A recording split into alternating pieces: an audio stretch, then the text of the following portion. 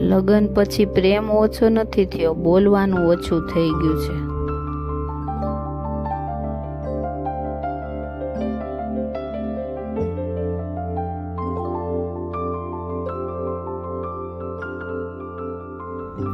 હું સમજતો હતો કે બધું ઠીક છે, પણ એ ચૂપચાપ ઊભી હતી એ જ એની ફરિયાદ હતી.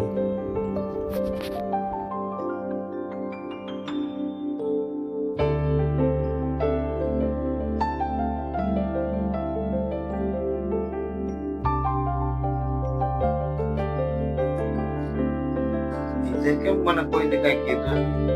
પણ દર વખતે બોલવા માટે દર વખતે કોઈ સાંભળવા વાળું તો જોઈએ ને.